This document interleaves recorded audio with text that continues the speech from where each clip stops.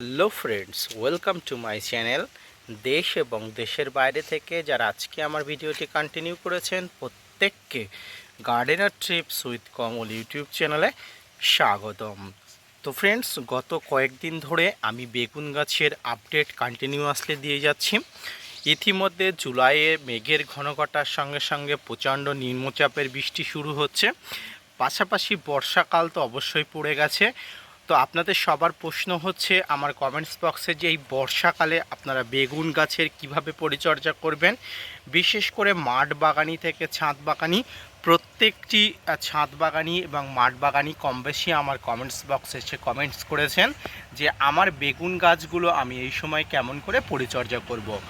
তো এই বর্ষার সময় প্রচণ্ড বৃষ্টি হলে কিভাবে আপনি পরিচর্যা করবেন মাঠ বাগান থেকে ছাদ বাগান, সামগ্রিক তথ্য নিয়ে থাকছে আজকের ভিডিওটি। মনোযোগ সহকারে ধৈর্য নিয়ে দেখবেন। পাশাপাশি আজকের ভিডিওতে এমন কিছু গুরুত্বপূর্ণ টিপস থাকবে যে বর্ষার সময় আপনার বেগুন গাছে যদি আপনি প্রয়োগ করেন তাহলে অবশ্যই আপনার বেগুন গাছ দ্রুত থেকে দ্রুততর বৃদ্ধি পাবে। বেগুন আমাদের সবার কাছে একটা সুখাদ্য, একটা পুষ্টিকর একটা সবজি। তো ফ্রেন্ডস, এই পুষ্টিকর সবজি বর্তমানে আকাশ ছোঁয়া মূল্য। বর্তমানে বাজারে সবজি কিনতে গেলে আমরা বুঝতে পারি যে সবজির কেমন দাম। তাই অত্যন্ত কষ্ট না করে বাড়িতেই যদি আমরা খুব সহজে বেগুন চাষ করতে পারি, বা যারা মাঠে আপনারা সফলভাবে চাষি হিসাবে বেগুন চাষ করেন তাদের কাছে কিন্তু এই বর্ষাকালটা একটু চিন্তার বিষয়। এর কারণ কিন্তু কয়েকটি কারণ থাকে। এই যে প্রথম কারণটা বলছি, এই কারণটা কিন্তু ছাদ বাগানীদের কাছে থাকে না। সবচেয়ে বড় কারণটা হলো জমিতে জল বাঁধা। দেখুন, প্রচণ্ড বর্ষাকাল, বর্ষার সময় জমিতে তো জল বাঁধবেই, যেহেতু মাটিতে জল বাঁধবে, কিন্তু মাটিতে জল বাঁধার পাশাপাশি যদি জল বাঁধার একটা নির্দিষ্ট নিয়ম না থাকে তাহলে কিন্তু বেগুন গাছের গোড়া কিন্তু পচতে বাধ্য হবে। তাই যে সমস্ত মাঠ বাগানিরা আছেন যারা বেগুন চাষ করছেন তারা অবশ্যই ভাঁটি কেটে রেখেছেন। সেই সমস্ত ভাঁটিগুলোকে আপনারা আরও একবার কোদাল দিয়ে ভালো করে ভাঁটিগুলোকে মসৃণ করে দেবেন, কারণ প্রচণ্ড বর্ষাতে আপনার বেগুন গাছের আশেপাশে যাতে কোনোভাবেই বৃষ্টির জল না জমতে পারে সেদিকে লক্ষ্য রাখবেন। এবং বেগুন গাছের ভাঁটি কাটার নিয়ম হচ্ছে একদিক থেকে উঁচু এবং একদিক থেকে নিচু, অর্থাৎ একদিকে জল আসলে অপর দিকে গড়িয়ে যাবে, এই ধরনের ভাঁটি আপনারা কেটে রাখবেন। এবং সব সময় বেগুন গাছের গোড়াটা উঁচু করে রাখবেন, অর্থাৎ ভাঁটির যে মাটিগুলো দুই দিক থেকে কাটবেন সেই মাটিগুলো সবসময় বেগুন গাছের গোড়াতে দিয়ে রাখবেন।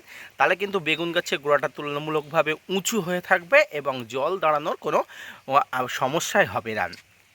এরপরে যারা ছাদ বাগানি তারা যে পাত্রে আপনারা বেগুন চাষ করুন না কেন, আপনারা পলিথিনের পাত্র হোক, যেমন আমি পলিথিনের পাত্রে করেছি, টবে হোক, ক্যারেটে হোক, যে কোনো পাত্রে, আপনারাও কিন্তু অবশ্যই দেখবেন যে টবের ড্রেনেজ সিস্টেমটা ঠিক আছে কিনা। আপনারা বেগুন চাষ করলেন, জল বেঁধে গেল, জল কিন্তু আস্তে আস্তে কিন্তু ওই বেগুন গাছের যে গোড়া আছে গোড়াতে কিন্তু অ্যাটাক করবে এবং বেগুন গাছ কিন্তু পচতে বাধ্য হবে। তাই অবশ্যই আপনারা এই সময় মনে রাখবেন যে বেগুন গাছের গোড়াতে যেন কোনোভাবে জল না যাবে। আপনারা দেখুন, একটু ফলো করবেন যে আমার যে এলাকা, এই এলাকার যে মাটি আপনারা দেখতে পাচ্ছেন কাঁকড়যুক্ত, মাটিতে বালি এবং কাঁকড়যুক্ত একটা কাঁকড়ের কণা আপনারা ওপর থেকে দেখতে পাচ্ছেন। শুধুমাত্র কাঁকড় নয়, এর মধ্যে কিছু পরিমাণ খাবারও আছে, তো বেশিরভাগ কাঁকড় দেখতে পাচ্ছেন। তো এই মাটিতে আপনারা দেখুন বৃষ্টি তো ঝমঝম হয়ে গেল, আপনারা একটু নিচেটা দেখুন অলরেডি বৃষ্টি হচ্ছে। তো এই মাটিতে কিন্তু বৃষ্টি হয়ে গেলেও কিন্তু জল জমবে না, এর কারণ একটা, যেহেতু মাটিটা একটু বালিযুক্ত মাটি এবং এর পাশাপাশি কিন্তু এটি কিন্তু ড্রেনেজ হোল করা আছে। আপনারা দেখুন, আমি এখানে কিন্তু প্রত্যেকটাতে ছিদ্র করে দিয়েছি, প্রত্যেকটি পলিথিনের পাত্রে কিন্তু আমার এভাবে ছিদ্র করা। এর জন্য কিন্তু আমার কোনো বেগুন গাছের গোড়াতে জল জমার কোনো সম্ভাবনা নেই। প্রত্যেকটি বেগুন গাছে কিন্তু এই ধরনের সিস্টেম আপনারা দেখতে পাচ্ছেন। প্রত্যেকটি বেগুন গাছে কিন্তু এই ড্রেনেজ সিস্টেমগুলো অবশ্যই ঠিকঠাকভাবে করা, যেখান থেকে জল কিন্তু ঠিকঠাকভাবে বেরিয়ে আসে। তো আপনারা প্রত্যেকেই টবে করলে অবশ্যই টবের ড্রেনেজ হোলটি, এবং আপনারা পলিথিনে করলে পলিথিনটা অবশ্যই ছিদ্র করে দেবেন, যাতে করে কিন্তু আপনার বেগুন গাছ থেকে খুব সহজে জল নিষ্কাশন হয়ে যায় এবং কোনোভাবেই কিন্তু জল না দাঁড়ায়। আপনারা দেখুন প্রত্যেকটি বেগুন গাছে কিন্তু কোনোভাবেই জল দাঁড়িয়ে নেই, এবং সামান্য পরিমাণ যে জলগুলো এগুলো একদম নর্মাল ব্যাপার, এক্ষেত্রে কোনো ধরনের কোনো অসুবিধা হবে না। এবং আজকে দেখুন 10 দিনের মধ্যে বেগুন গাছের গ্রোথটা দেখুন, কোনোভাবে বেগুন গাছ কিন্তু কোনো রকম রোগগ্রস্ত, কোনো রকম কীটপতঙ্গের আক্রমণ নেই, পাশাপাশি কিন্তু বেগুন গাছে কোনো ধরনের কোনো সমস্যা নেই। তো ফ্রেন্ডস, এইভাবে আপনারা কিন্তু বর্ষার সময় বেগুন গাছকে পরিচর্যা করবেন। পাশাপাশি আপনাদের অনেকের মনে প্রশ্ন জাগছে যে এই সময় অর্থাৎ বেগুন গাছ রোপণের 10-15 দিন হয়ে গেছে, এই সময় আপনারা কি খাবার দেবেন? হ্যাঁ, এই সময় আপনাকে প্রথম খাবার দিতে হবে। তবে এই ক্ষেত্রে একটা কথা আপনাকে মনে রাখতে হবে, বর্ষাকালে কিন্তু যাবতীয় খাবার কিন্তু বৃষ্টির জলে থাকে, আর বৃষ্টির জলগুলো পেয়েই কিন্তু গাছ কিন্তু ধীরে ধীরে বড় হয়ে ওঠে। তাই এই বৃষ্টির জল গাছে যদি যথেষ্ট পরিমাণ পায়, তবে আপনার গাছে এই মুহূর্তে খাবার দেওয়ার কোনো প্রয়োজন নেই। যেদিন বৃষ্টি কমে যাবে, বৃষ্টির জল কম হবে, আকাশে একটু রৌদ্রোজ্জ্বলকার আবহাওয়া হবে, ঠিক সেই দিনে কিন্তু আপনাকে কিছু খাবার দিতে হবে। এই খাবারের মধ্যে আপনাকে কিছু মিশ্র এবং কিছু রাসায়নিক খাবার দিতে হবে। মিশ্র খাবারের মধ্যে অবশ্যই জৈব খাবার দেবেন।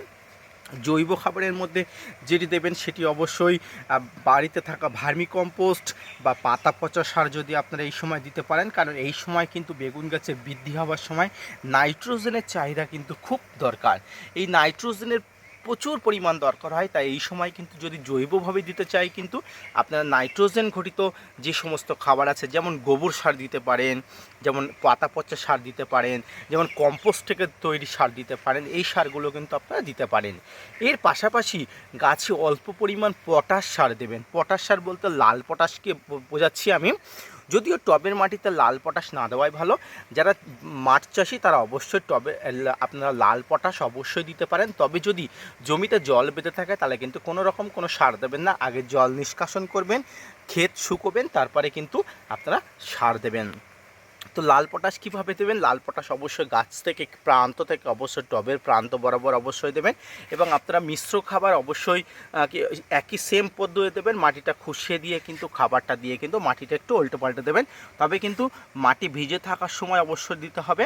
মাটি খাবার দেওয়ার পরে কিন্তু মাটি ভিজে থাকাটা আবশ্যিক, বা মাটিকে ভিজিয়ে দেওয়াটা কিন্তু আবশ্যিক। এই রাসায়নিক খাবার দেওয়ার পাশাপাশি আপনাকে আরও একটি বিষয় দিতে হবে। আপনি যদি অর্গানিকভাবে বেগুন গাছকে তৈরি করতে চান, বেগুন গাছের পোকামাকড় না লাগে, আপনি প্রতি সপ্তাহে একবারে কোনো কারণ ছাড়াই কিন্তু নিম তেল স্প্রে করতে পারেন। এবং এই নিম তেল স্প্রে করলে কী হয়, গাছে বিভিন্ন পোকামাকড়ের আক্রমণ, বিভিন্ন কীটপতঙ্গের আক্রমণ, বিভিন্ন ধরনের সমস্যা কিন্তু নিমেষেই দূর হবে। আপনারা যারা রাসায়নিকভাবে এই গাছের পোকামাকড়কে দূর করতে চান, আমি আপনাকে বলবো এই বর্ষাকালে কিন্তু বেগুন গাছে প্রচুর পোকামাকড় লাগে, তাই সাইপারমেথ্রিন গ্রুপের যে কোনো কীটনাশক যেমন প্রোপেক্স সুপার কিন্তু আপনারা এই সময় ব্যবহার করতে পারেন, খুব ভালো কাজ হবে। তো ফ্রেন্ডস, এই বর্ষাকালে বেগুন গাছের যাবতীয় সমস্যা এবং যাবতীয় সমস্যার সমাধানের আজকের যে ভিডিওটি কেমন লাগলো, অবশ্যই খুব ইজিলিভাবে আপনাদের সঙ্গে খুব স্বাভাবিকভাবে বোঝালাম, অবশ্যই কারোর বুঝতে অসুবিধা হয়নি। পাশাপাশি আপনার কাছে যে প্রজাতির বেগুন থাকুক না কেন, বেগুনের অনেক প্রজাতি থাকে, প্রত্যেকটি প্রজাতির বেগুনের কিন্তু পরিচর্যা একই, প্রত্যেকটি প্রজাতি বেগুনের কিন্তু একই ধরনের আপনাদেরকে ট্রিটমেন্ট একই রকম করতে হবে। তো ফ্রেন্ডস, বেগুন গাছে খাবার দেওয়া থেকে শুরু করে বর্ষার সময় মাটি থেকে জল নিষ্কাশন ব্যবস্থা, পাশাপাশি কীটনাশক, এবং এই সময় একবার করে আপনারা ফাঙ্গিসাইড স্প্রে করবেন। তবে এক্ষেত্রে আমি বলবো আপনাদের যে কোনো ভালো মানের ফাঙ্গিসাইড, যেমন সাব, লাইটক্স, রেডোমিন গোল্ড, আপনার কাছে যে ধরনের ফাঙ্গিসাইড থাকে আপনি স্প্রে করলে কিন্তু সপ্তাহে একবার করে ভালো হবে। কারণ বর্ষাকাল, এই সময় ফাঙ্গাসের অধিক্য বেশি থাকে, তাই কিন্তু আপনাকে অবশ্যই জল নিষ্কাশনের পাশাপাশি কীটনাশক দেওয়ার পাশাপাশি ফাঙ্গিসাইডের ব্যবহারটাও কিন্তু ঠিকঠাকভাবে করতে হবে। সামগ্রিকভাবে এই পরিচর্যাগুলো যদি আপনি করেন, বিশ্বাস করুন আপনার বেগুন গাছে দ্রুত থেকে দ্রুততর সমাধান হবে সমস্ত সমস্যা, এবং তরতর করে বেড়ে উঠবে আগামী সিজনের জন্য বেগুন হওয়ার জন্য। তো আজকের ভিডিওটা এই পর্যন্ত, দেখা হচ্ছে পরবর্তীতে নতুন কোনো ভিডিও নিয়ে। ততক্ষণ সঙ্গে থাকবেন। বেগুন চাষ সম্পর্কিত আরও কোনো তথ্য জানতে চাইলে অবশ্যই কমেন্টস বক্সে কমেন্টস করবেন। ধন্যবাদ।